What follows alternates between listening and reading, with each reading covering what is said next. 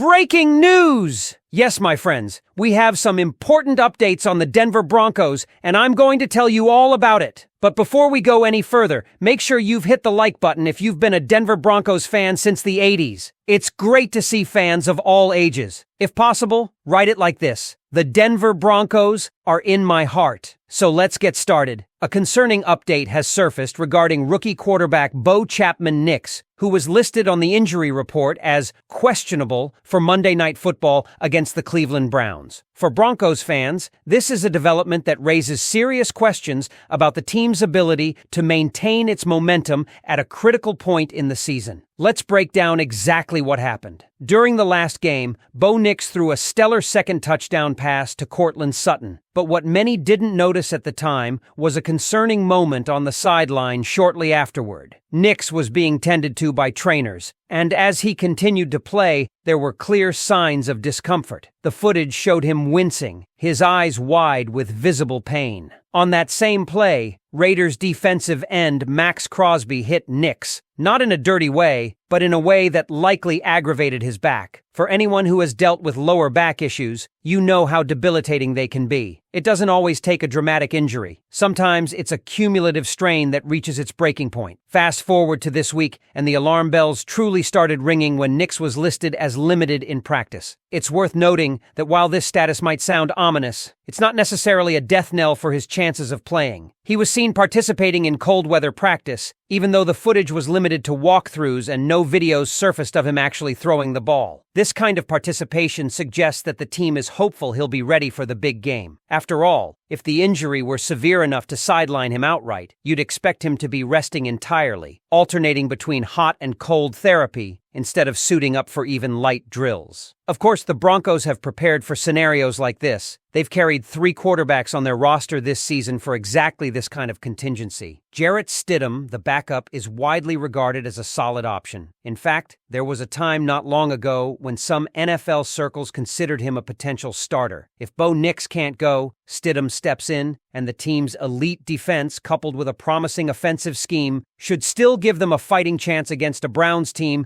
that has its own share of vulnerabilities. And make no mistake, this matchup is critical for both teams. The Browns' defensive unit, though still anchored by game-wrecker Myles Garrett, is noticeably weaker than last year. They've traded away key players like Zadarius Smith, who had 5 sacks before leaving the team, and have 3 starters who didn't practice this week. This is a stark contrast to last year's meeting when Cleveland came into Denver as one of the hottest teams in the league. Even then, the Broncos managed to shut them down, despite Russell Wilson struggling to adapt to Sean Payton's scheme at the time. This year, the tables are turned. Denver has been surging, and Cleveland is coming in with a diminished roster. But the story here isn't just about who's suiting up for the Browns. It's about Bo Nix. The rookie quarterback has been a revelation, silencing doubters and making a legitimate case for Rookie of the Year. Critics who labeled him a check-down king have had to eat their words as Nix leads the league in deep ball attempts and completions. His ability to read zone defenses has been a game-changer, picking apart even the most complex schemes. However, the Browns specialize in man coverage, and that could pose a new kind of challenge for Nix, especially if he's not at 100%.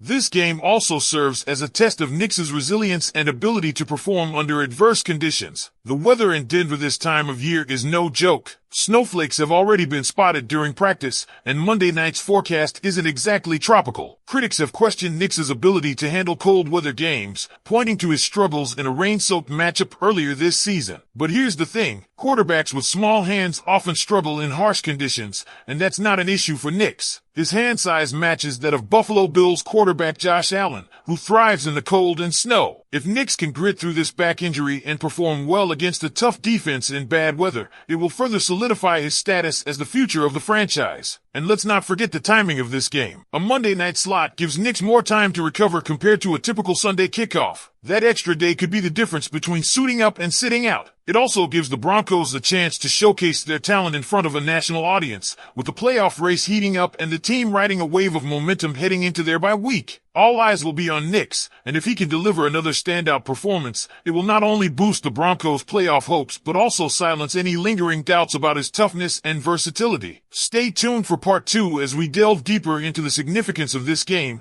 the state of the Broncos roster, and why this matchup could be a defining moment for Bo Nix and the entire Denver franchise. Let us know in the comments what you think about Nix's chances of playing and whether you're confident in the team's ability to secure a win without him if necessary. Your opinions matter, and we want to hear them. Now, let's take a closer look at what this Monday night showdown means for the Broncos and how Bo Nix's potential absence or heroic return could define the trajectory of this season. First and foremost, this game isn't just about winning a single matchup. It's about testing the mettle of a team that has clawed its way back into the playoff conversation after a rough start. Nix's injury report status naturally grabs headlines, but it's not the only factor shaping this game. The Denver defense, which has been stellar in recent weeks, is another reason fans should feel optimistic. Their ability to stop the run has been a cornerstone of their success, and against the Browns' offense that lacks elite receiving threats, the focus will undoubtedly be on neutralizing Cleveland's ground attack. Speaking of the Browns, their offense has taken a noticeable step back compared to last year. They no longer have Amari Cooper in their arsenal, which significantly reduces their ability to stretch the field. This simplifies the defensive assignments for players like Pat Surtain too, who can focus on locking down their primary threats like tight end David Njoku. Combine that with Denver's improving pass rush, and you have a recipe for keeping Cleveland's offense in check, even if Bo Nix isn't at full strength or misses the game entirely. But let's not downplay how crucial this game is for Nix's development and reputation. The Broncos are at a point in the season where every win matters, not just for the standings, but for the belief in what this team can achieve. For Nix, this is an opportunity to prove that he can rise to the occasion under adverse conditions, whether it's cold weather, a nagging injury, or facing a top-tier defense. The Browns' man-coverage-heavy scheme will challenge his ability to make precise throws into tight windows, a skill that could silence even his harshest critics. This game also offers a glimpse into the Broncos' readiness for playoff football. If you're going to play in places like Kansas City, Baltimore, or Pittsburgh in January, you need to be prepared for the elements. Monday night's game gives Nix and the entire roster a chance to acclimate to those conditions. And for fans who still remember that disastrous rain-soaked game against the Jets earlier this season, this matchup is a chance for redemption. Nix has come a long way since then, and a strong performance here would be a statement that he and the Broncos are ready for the challenges that lie ahead. Now, let's address the elephant in the room. What happens if Bo Nix doesn't play? Jarrett Stidham isn't just a warm body on the bench. He's a legitimate option who could step in and give the Broncos a fighting chance. Remember, this is a guy who was once considered starting material in the NFL. With a defense as good as Denver's, the formula for victory doesn't have to rely solely on quarterback heroics. Stidham's job would be simple: manage the game, avoid turnovers,